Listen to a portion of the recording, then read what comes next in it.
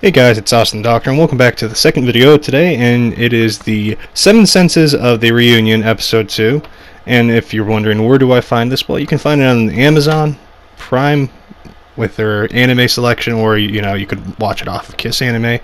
But yeah, anyways, let's start off with the entire, how it all began again. And where this episode began is where Episode 1 kind of left off, in a sense.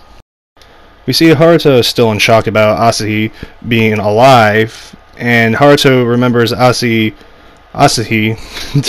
like her death and everything. She seems that she's not dead, but he still doesn't want to accept it because she's alive by some miracle, and Haruto starts to think that Asahi is actually an imposter, and he refuses for the simple fact because she died right in front of him, and he can't accept that, which I like that little, actual psychological thing, because people go through this kind of stuff in real life. It's quite interesting they put it in.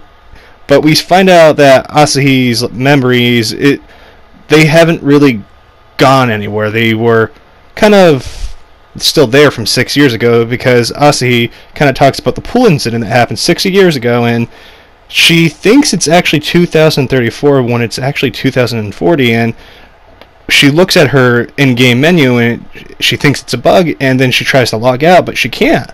Haruto starts to believe that it's actually the real Asahi, and it's just her digital data. Haruto tells her that basically she's died 6 years ago, and she thinks it's a joke.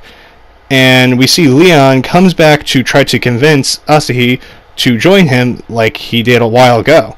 And this leads to a big fight. And we see Asahi kind of help Haruto with his fight, but her vision stops to work out of nowhere, her future-telling one. And Takanori shows up to help Haruto, and we hear that Takanori is a part of the Illuminati Guild, and Takanori doesn't really want Haruto to join the guild, but he wants Asahi to join. And Takanori still hates Haruto because he still blames him for her death.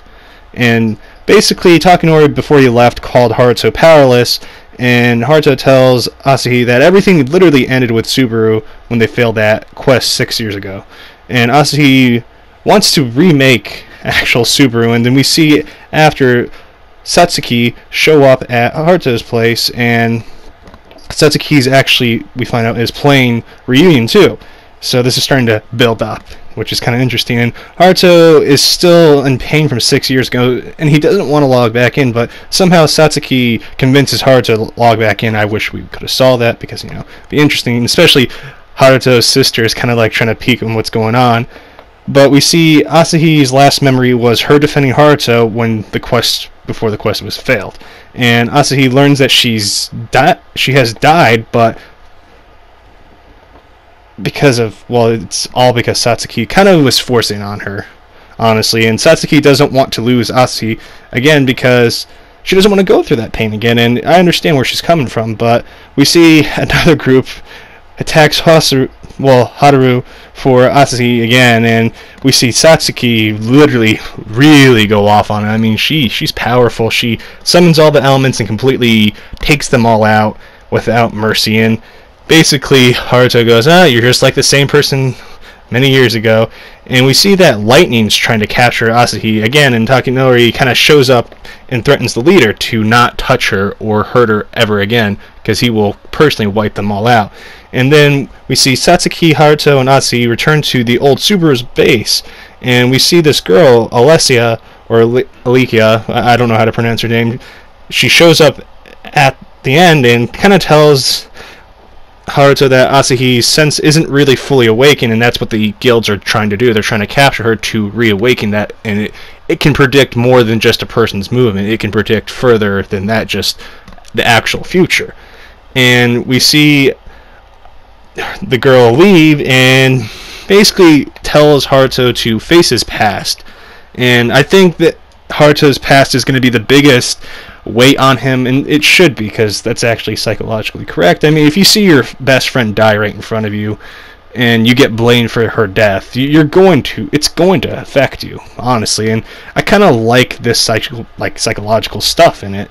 because it's kind of interesting, and that's why I actually like Darling in the Franxx, because it had this psychological stuff that actually made sense. And as I said, don't think anime needs to be realistic, but when they put stuff like psychological issues and actual stuff that happens in the psyche, it's interesting, and this is actually kind of keeping me interested, and I didn't think it would be better. But anyways, guys, if you are watching the series, what do you think? Who's your favorite character so far? Mine, I have to say, is Asahi's. Well, Asahi in general, because she's beautiful.